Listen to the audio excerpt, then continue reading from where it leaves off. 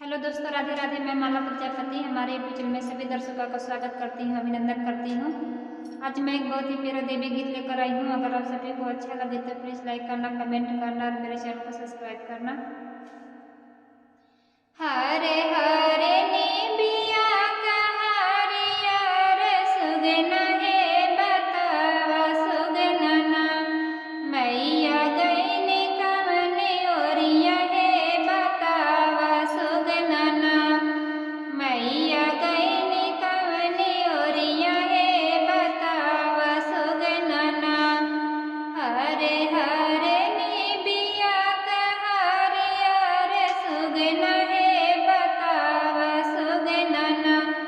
मैया गईनी कवने ओरिया है बतावा सुगना ना मैया गईनी कवने ओरिया है बतावा सुगना ना गईनी तो गईनी वही मालिया दुकनिया हो खरीद लागना अपनी बेटी खातिन गजरा हो खरीद लागना अपनी बेटी खातिन गजरा हो खरीद लागना गईनी तो गईनी वही मालिया दुकनिया हो खरीद लागना अपनी बेटी खातिन गजरा हो खरीद लागना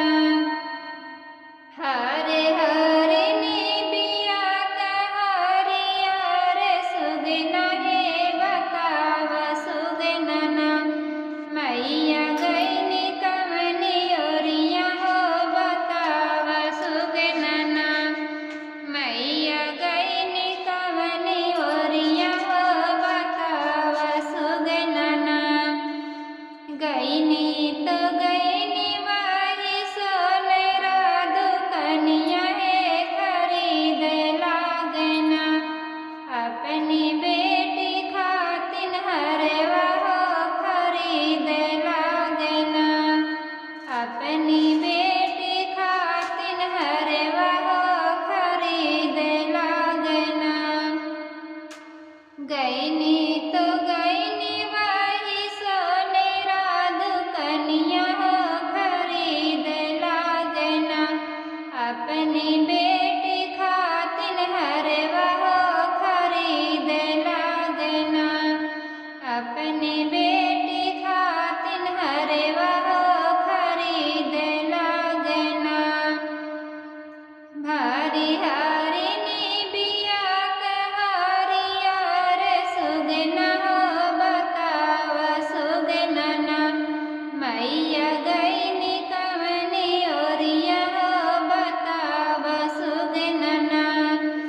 मैया गईनी कवने ओरिया हो बतावा सुगना ना गईनी तो गईनी वही बजाजेवा दुकनिया हो खरीद लागना अपनी बेटी खातिन चुनरी हो खरीद लागना अपनी बेटी